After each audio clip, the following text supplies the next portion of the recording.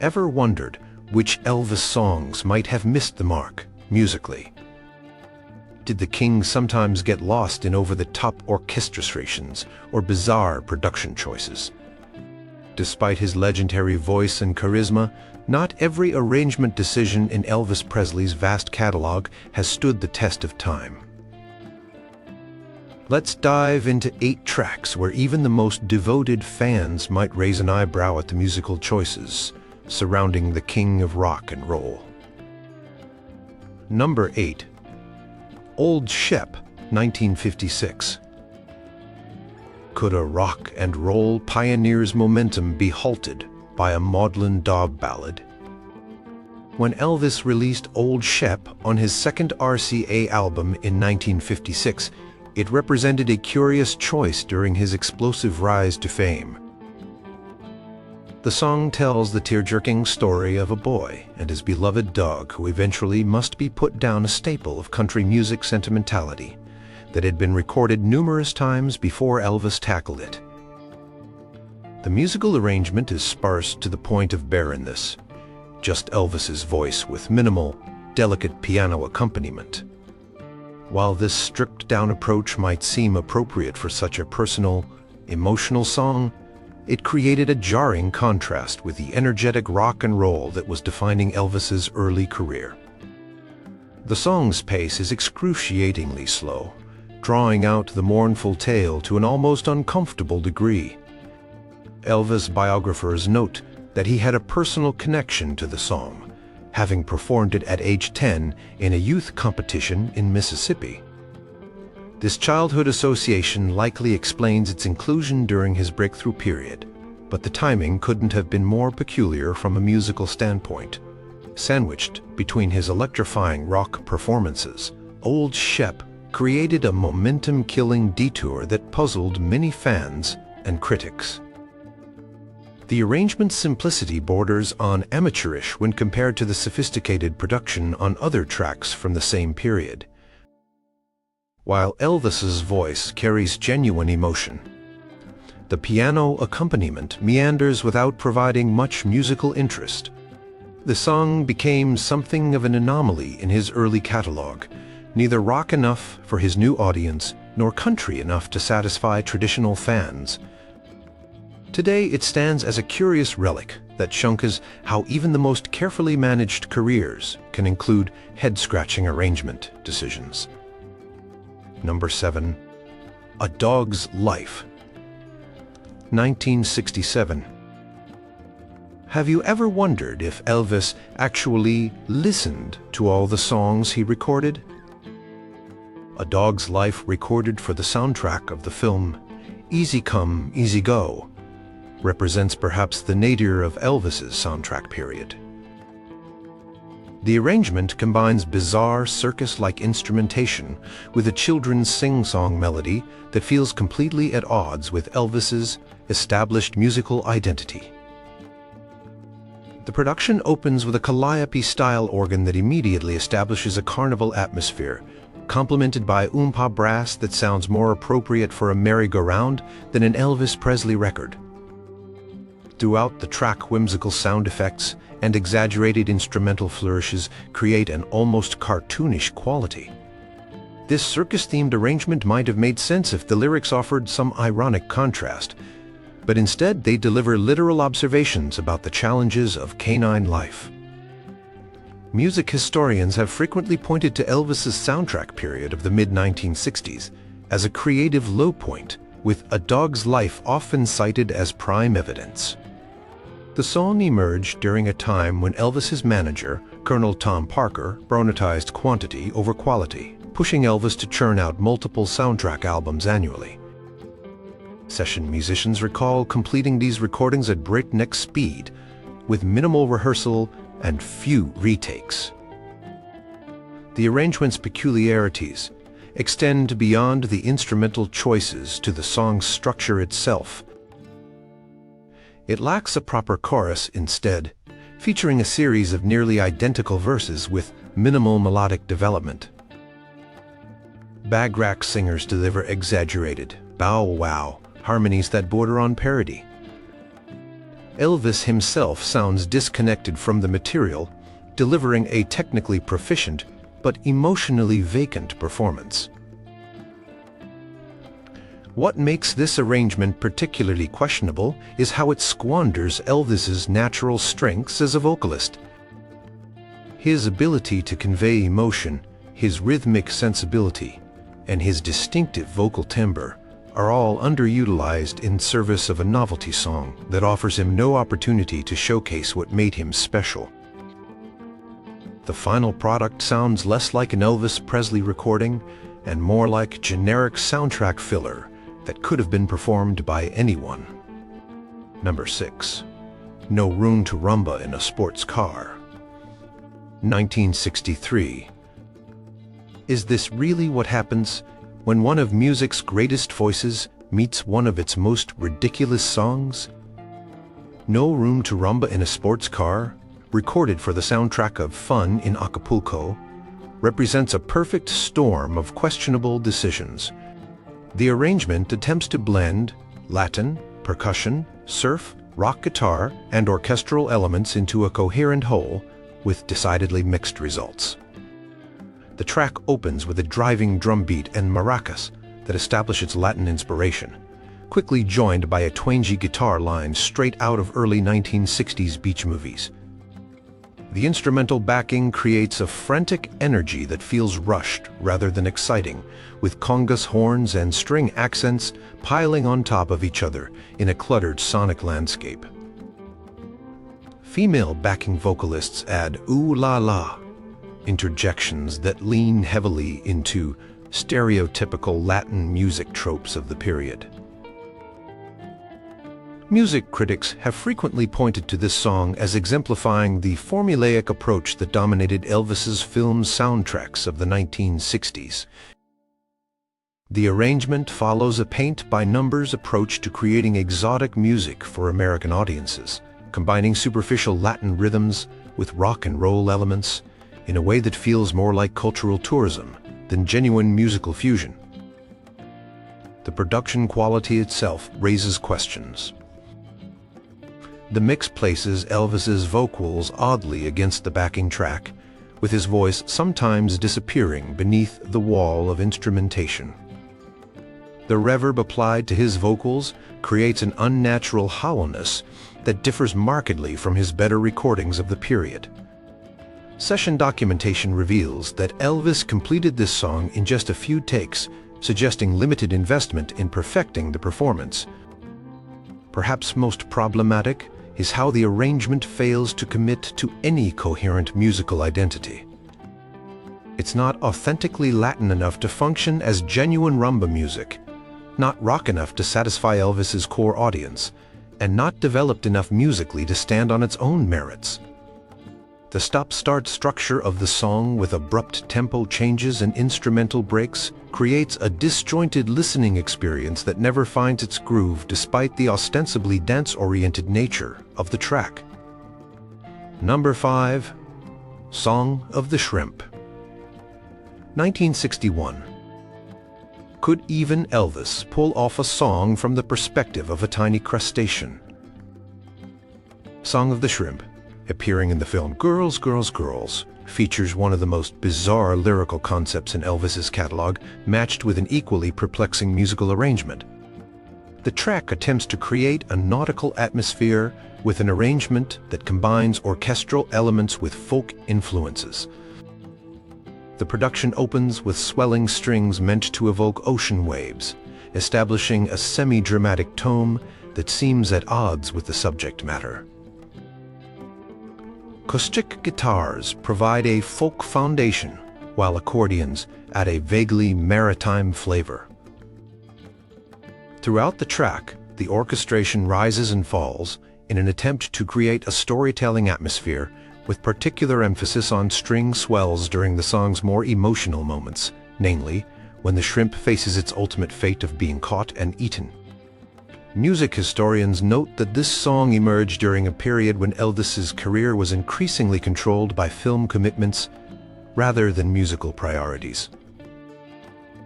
His manager, Colonel Tom Parker, had established a lucrative system where movies and their accompanying soundtracks became the primary focus, often at the expense of artistic quality.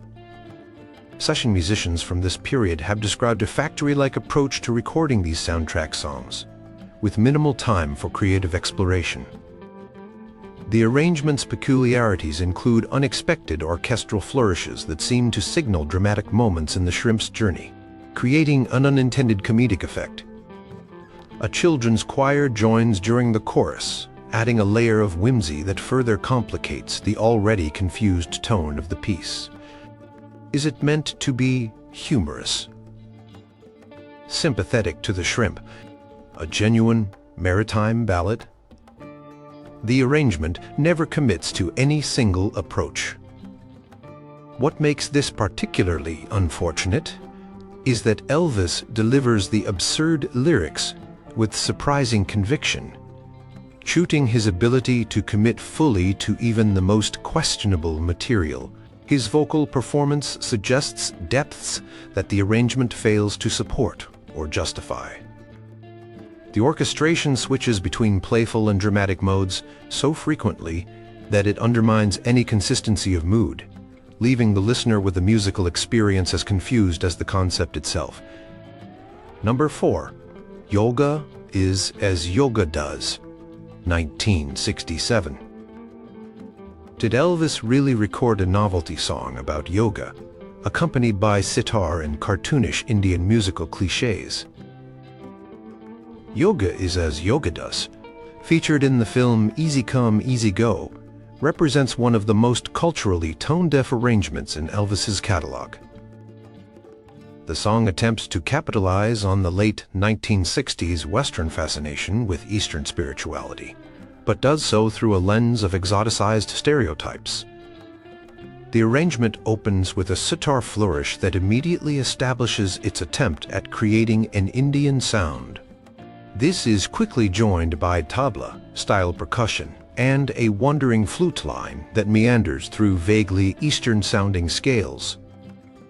The backing track incorporates occasional temple bells and cymbal crashes that seem placed to emphasize the foreignness of the sound rather than serve any musical purpose.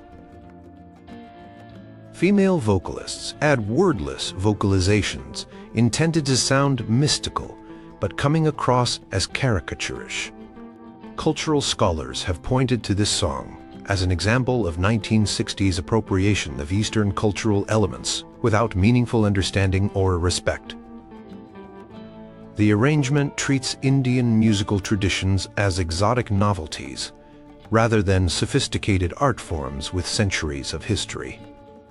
Session musicians recall minimal direction beyond being told to make it sound Indian, resulting in a pastiche of recognizable but superficial sonic signifiers.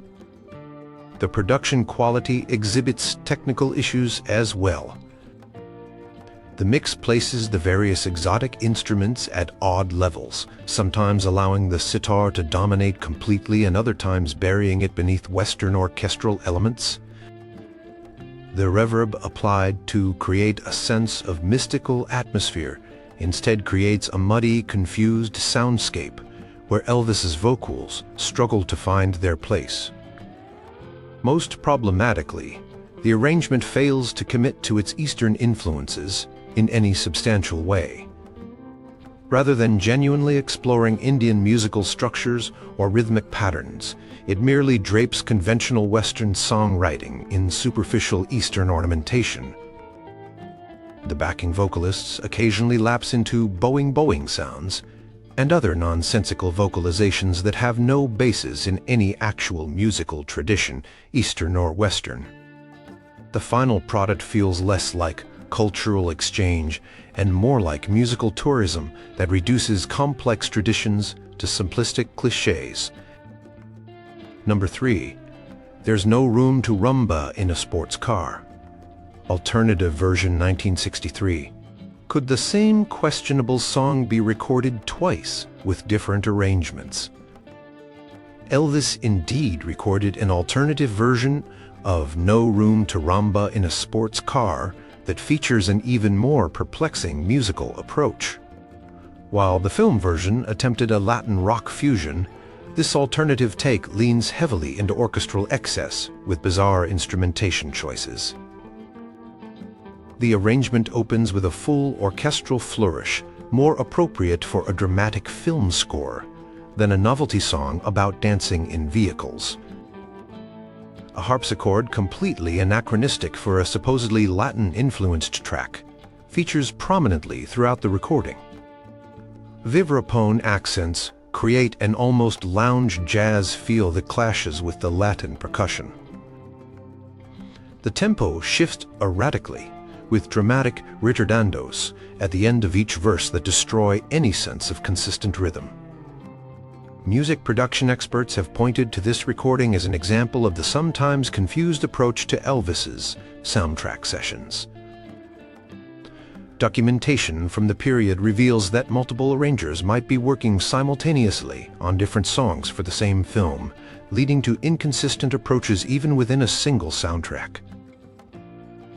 In this case, it appears the arranger had limited familiarity with Latin music styles, resulting in a European classical approach to ostensibly tropical material. The vocal arrangement compounds the problems with an excessive reverb, making Elvis sound as though he's singing in a cathedral rather than a recording studio. Female backing vocalists deliver operatic ahs more suited to a light classical piece than a pop song. Midway through the track, a full string section takes over for an instrumental break that veers into territory reminiscent of dramatic film scores of the 1940s. What makes this arrangement particularly unfortunate is how it represents a missed opportunity. Elvis had previously demonstrated genuine skill with Latin-influenced material on songs like Guadalajara, showing his versatility with different musical styles when given appropriate arrangements. Here, however, the confused orchestration undermines any authentic connection to the musical tradition it purports to represent, resulting in a recording that sounds more like a parody than a genuine artistic statement. Number 2. Do the Clam, 1965. How did Elvis end up performing a dance craze song that wasn't actually a real dance craze? Do the Clam, featured in the film Girl Happy, represents a transparent attempt to manufacture a dance trend, supported by an arrangement that combines surf rock elements with big band orchestration in an awkward musical marriage. The production opens with blaring horns and a driving drum pattern clearly inspired by the beach party films popular in the mid-1960s.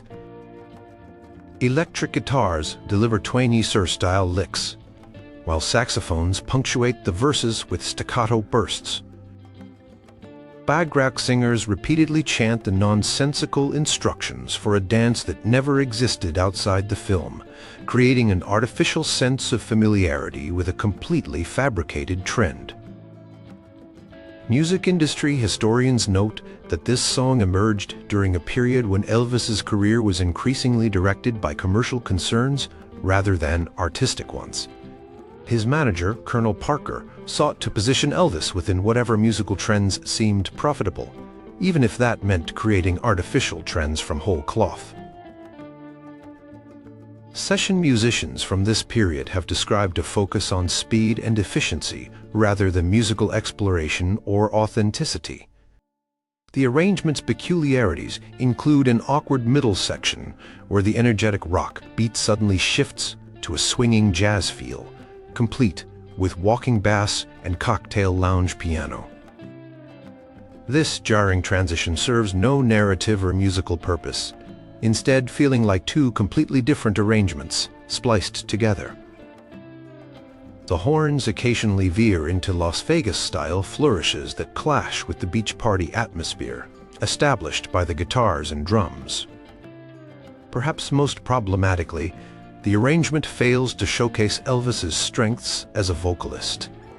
His natural sense of rhythm and ability to convey authentic emotion are subsumed beneath the cartoonish production and simplistic melody.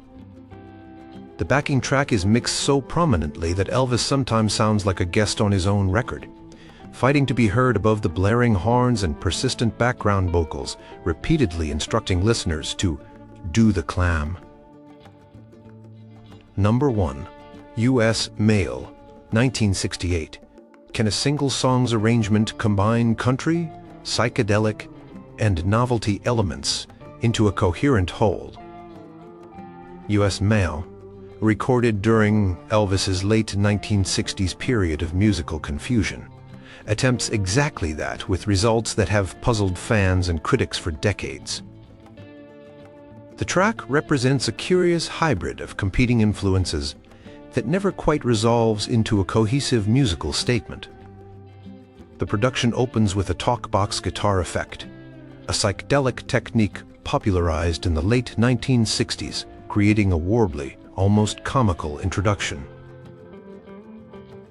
This immediately transitions into a country western backing featuring prominent acoustic guitar and a honky-tonk piano.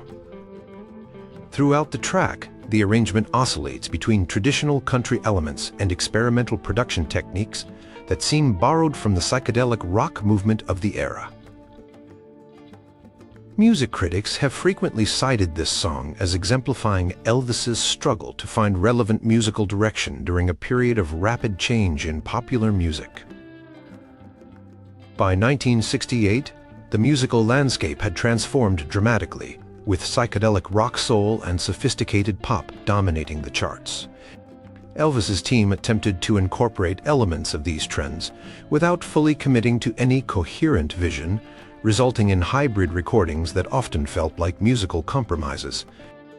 The arrangement's oddities include abrupt shifts in instrumental emphasis, with the bass guitar occasionally jumping to the forefront of the mix before disappearing entirely. Reverb, applied to specific instruments, creates spatial inconsistencies, with some elements sounding close and intimate, while others seem distant and echoey within the same musical phrase. Bagrock vocalists deliver exaggerated Western style, yippee-ki-yay, exclamations that border on parody rather than authentic country tradition. Most peculiarly, the production incorporates sound effects, including gunshots, whip cracks, and horse neighs, seemingly attempting to create a sonic Western landscape, but instead producing something closer to a radio drama than a coherent song arrangement. These effects appear at irregular intervals, sometimes interrupting vocal lines and creating jarring discontinuities in the listening experience.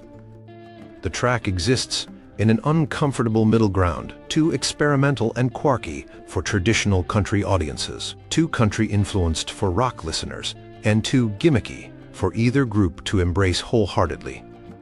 This musical identity crisis reflects the broader challenges Elvis faced during this period, as he struggled to maintain relevance in a rapidly evolving musical landscape where his early revolutionary approach had given way to creative uncertainty. What do these questionable arrangements reveal about the complex relationship between Elvis's undeniable talent and the commercial machinery that sometimes undermined it? Could different production choices have established an entirely different legacy for these songs?